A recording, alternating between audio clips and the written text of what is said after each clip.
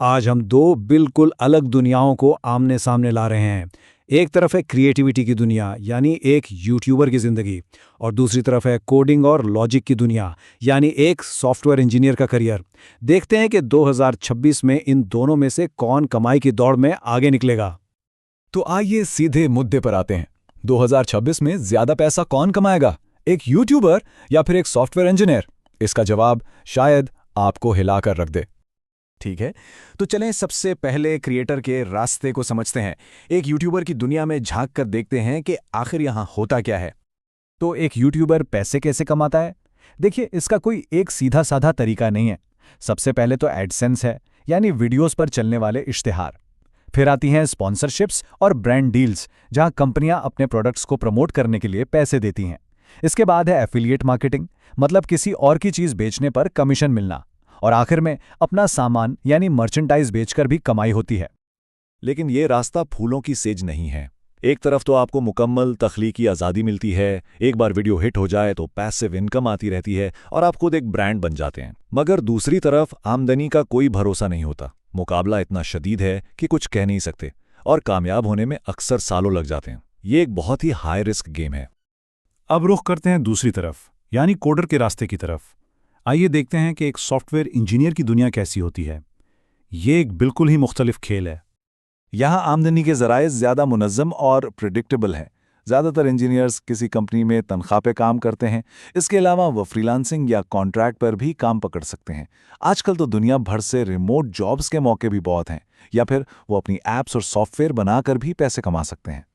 Engineering के रास्ते पर भी अपने फ़ायदे और नुकसानात हैं। सबसे बड़ा फ़ायदा यह है कि आमदनी मुस्तहकम होती है, मार्केट में इनकी डिमांड बहुत ज़्यादा है और करियर में आगे बढ़ने का एक साफ रास्ता नज़र आता है। लेकिन इसके लिए सीखना बहुत पड़ता है, काम का प्रेशर और लोड बहुत ज़्यादा होता है, और वक्त पर काम ख़त्म करने की सख्त डेडलाइंस होती हैं। तो अब वक्त आ गया है इस तज्जिए के सबसे दिलचस्प हिस्से का। अब हम सिर्फ बातों से नहीं बल्कि आदाद और शुमार की बुनियाद पर इन दोनों कैरियर्स का आमने सामने मुवाजना करेंगे। चलें देखते हैं कि नंबर्स क्या कहते हैं। ये टेबल सारी कहानी बयान कर रहा है। बिगिनर लेवल पर तो ज़मीन आसमान का फ़र्क है। एक नया इंजीनियर अच्छी खासी तनख्वाह से शुरुआत करता है, जबकि एक नए यूट्यूबर की कमाई सिफर भी हो सकती है। मिड लेवल पर आकर ये फ़र्क थोड़ा कम होता है, लेकिन असल खेल तो एक्सपर्ट लेवल पर है, जहां एक टॉप इंजीनियर बहुत अच्छी कमाई करता है, वहीं एक टॉप यूट्यूबर की कमाई की कोई हद नहीं। ये लाखों डॉलर्स में जा सकती है। और अगर हम औसत यानी एवरेज कमाई की बात करें तो ये चार्ट सब कुछ साफ साफ दिखा रहा है। सॉफ्टवेयर इंजीनियर का बार बहुत ऊंचा है, जो जाहिर करता है कि औसतन उनकी तनख्वाह बहुत ज़्यादा और मुस्तहकम है। इसके मुकाबले में तमाम यूट्यूबर्स की औसत आमदनी काफ़ी कम है, क्योंकि ज़्यादातर लोग बहुत मामूली कमाते हैं या कुछ भी नहीं। लेकिन कहानी यहाँ ख़त्म नहीं होती। यही वो हैरानकुन हिस्सा है जिसकी बात हमने शुरू में की थी। जब हम सिर्फ टॉप 1% कमाने वालों पर नज़र डालते हैं तो सारी तस्वीर ही पलट जाती है। एक टॉप यूट्यूबर की कमाई की सलाहियत आसमान को छू रही है, जो एक टॉप सॉफ्टवेयर इंजीनियर की कमाई से भी कहीं ज़्यादा हो सकती है। ये वो मुकाम है जहां क्रिएटर सब पर बाजी ले जाता है। तो इन तमाम आदाद और शुमार और बातों के बाद हतमी जवाब क्या है? आखिरकार कौन ज़्यादा कमाता है? देखिए, इसका कोई एक लफ्ज़ी जवाब नहीं है। ज़्यादातर लोगों के लिए सॉफ्टवेयर इंजीनियरिंग ही ज़्यादा मुनाफा बख्श और महफूज रास्ता है।